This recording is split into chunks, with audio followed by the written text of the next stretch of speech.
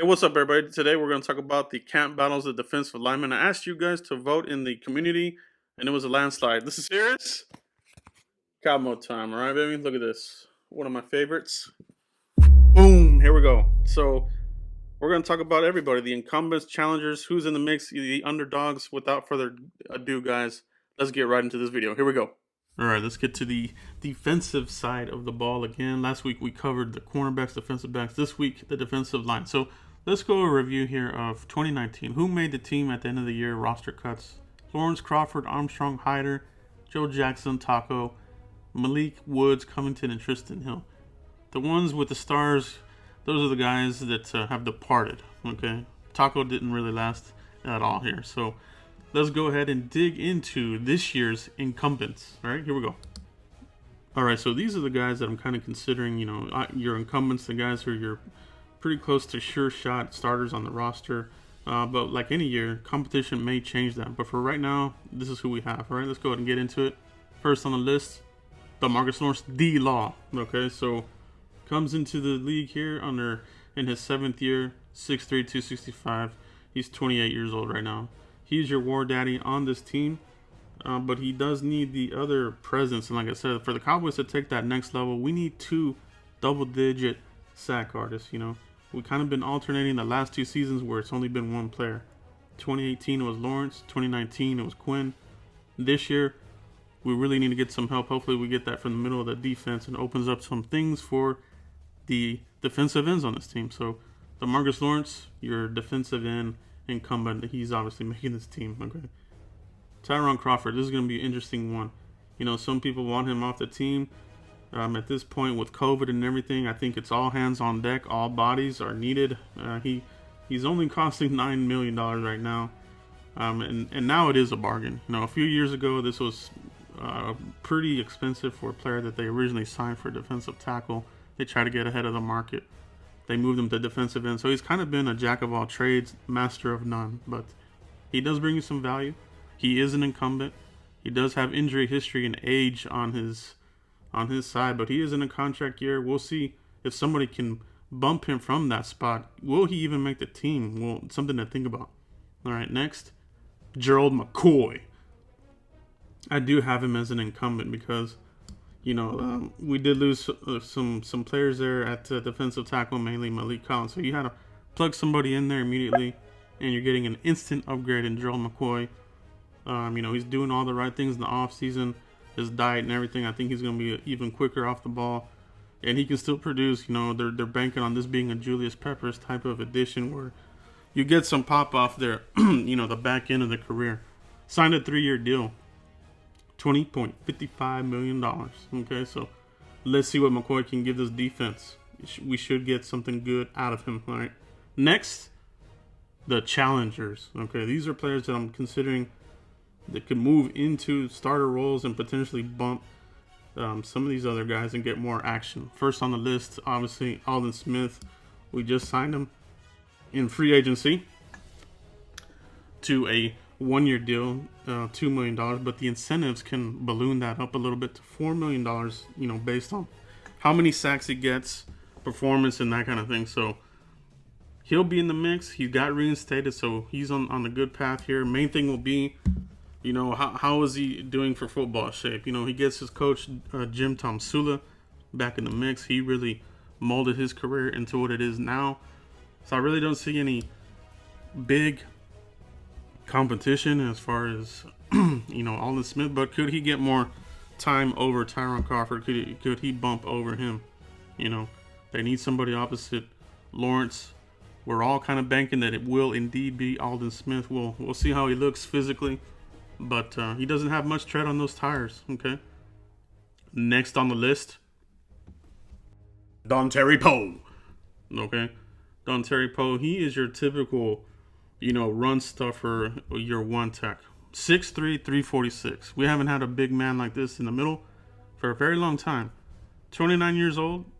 He's on a 2-year deal worth $8.5 million. So Cowboys are going to kick the tires on this, see what he does. He did play with McCoy, so those two playing next to each other should have some sort of rapport and know how to, really bounce ideas off of each other and work well in the middle of that defense. Really where we struggled for quite a while now. So changing things up here with the defense, new coach, new scheme, new players, Baconators. Okay. The next one that could be challenging for position, more starting time, Dorrance Armstrong, 6'4", 255, 23. He's in year 3, so this is going to be a very pivotal season for Dorrance Armstrong. We always hear about year 3 needs to be the year where you see that major leap, you know, and I do believe this all the way. Tom Landry, Bill Parcells, they were big believers in that, and I am too. So year 3, we got to see it. Got to see something more from him. He does have power. He's very powerful. We've seen him put offensive linemen on skates. So he does have that push, that bull rush move. It's really good. He's got bend. And I think he's a player to keep an eye on. You know, I'm pulling for this guy. He's got all the measurables, all the capacity and experience now to really make a push for a roster spot and challenge for more time. Okay? Our 3rd round pick, Neville Gallimore, okay, out of Oklahoma, 6'2", 304. Really fast off the snap. You saw me break him down in the lab. If you missed that, click the link above here. It'll take you to his in the lab video where I break him down in detail, pros and cons. But for the most part, a lot of pros with this player. Powerful, fast off the snap, motor that does not give up, does not stop. He doesn't skip plays.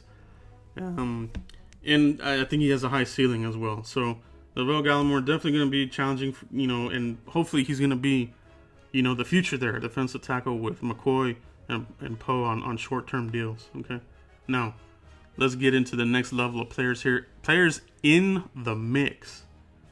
These are players that I consider sort of almost like bubble players, but they may have a role on this team, on this roster. Okay, and the first one here, Joe Jackson. Okay, Joe Jackson actually got some really good reps in last offseason. You know, he was getting first team snaps in minicamp, even a little bit there in training camp as well, while other players were sitting out and recovering. So he got a lot of good experience last season. We'll see how that bodes for year 2 for Joe Jackson out of the U. And he did have, they did put him in the games here early on in the season, but as the season went on, we saw less and less of him. So we don't know if that was a coaching staff or what was that. You know, there's a lot of things that we're starting to hear about the previous regime. Joe Jackson gets a fresh start here with McCarthy, Jim Tomsula, really a coach that can mold these guys into something for the team. All right. Next is going to be Bradley and our 5th round pick. You know, considered a steal.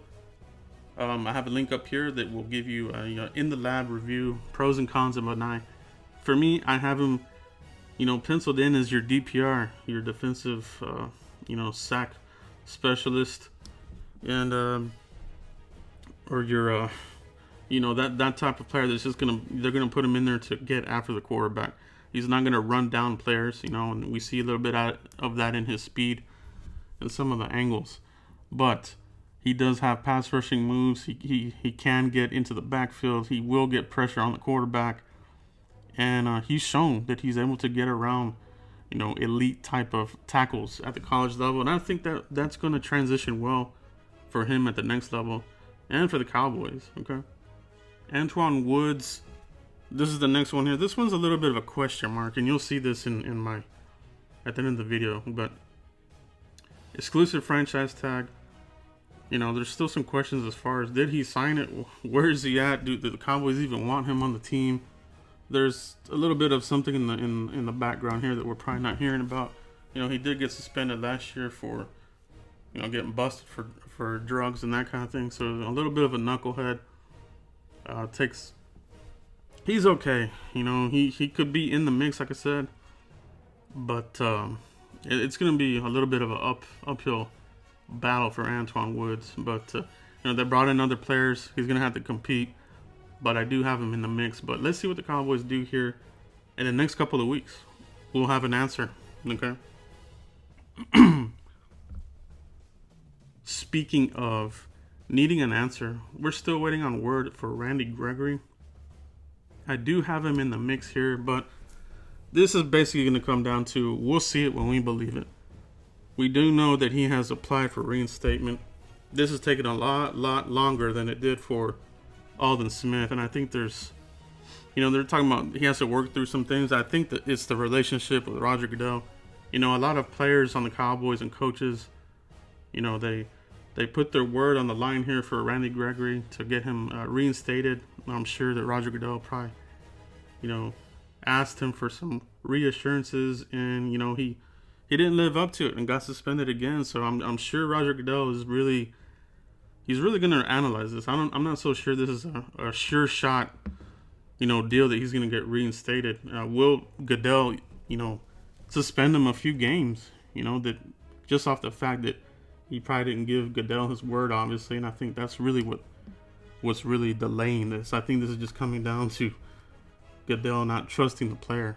But they did loosen the rules, so you would think at some point he'll get reinstated. We'll keep an eye on that situation there. Next, the Underdogs. These are players that I think are underdogs. They're gonna have a hard time against this team. Obviously, Trysten Hill, considered to be a second-round bust. We'll wait and see. It's early to call him a bust, but it wasn't a good look last season that he didn't get much playing time at all, a healthy scratch, and that kind of thing. So the other players here, Jalen Jelks has the size. They like his intangibles and measurables and that kind of thing, but we'll see. At the end of the day, he's going to have to stay healthy and make a push. Rondell Carter, Ladarius Hamilton, Garrett Marino, Justin Hamilton. A lot of these are undrafted players. They'll be in the mix, but more of practice squad type of players. Okay, so let's talk a little bit more about Trysten Hill, second-round player last year. I don't know that the Cowboys will be so quick to abandon him. So, 6'3", 308. They liked, his get-off on the ball. I think this is about coachability, It didn't work out with Marinelli. Tom Sula's a different type of cat, so hopefully he can get this out of him. If he can get something out of Aldon Smith, you got to believe that he's going to be able to work with Trysten Hill on this. Now, if he can't, he'll be shown the door quick. McCarthy's not going to hang on to these players for a long time, like I said before in other videos, but he'll be in the mix. But he's still an underdog in my opinion. Okay, and this is just another quick little projection as we are leading up to training camp. Lawrence Crawford, I still have Armstrong making it. Obviously, Aldon Smith, Joe Jackson, I think will still be in the mix. Anai, Gallimore, Poe, McCoy, Trysten Hill, I still kind of have him making it. And as you can see, I don't really have Antwuan Woods on here because I'm kind of uncertain as far as where they're at, with the team on this guy. Do they want him? Does he want out? So I think at the end of the day, Trysten Hill, Antwuan Woods, and obviously Randy Gregory's not on this list. So those are the three biggest questions for me for the defensive line: Trysten Hill, Antwuan Woods, and Randy Gregory. I think it's going to be between these three guys to grab a roster spot, and they're going to have to perform well to push off one of these other players. Okay? Alright guys, so that is your defensive line camp battles. Kind of where I see this roster, where I see the defensive end battles and tackles as we head to training camp. Let me know who you guys have as your camp battles, underdogs. Who are your locks? Who do you think might surprise somebody? Let me know in the comments, guys. But I really do appreciate everybody. Continue to like, subscribe, and share. Shout out to all my members. Shout out to all you guys. Everybody stay safe out there. Hit like on this video. It helps out the channel. I'll catch you guys for the next video. Peace.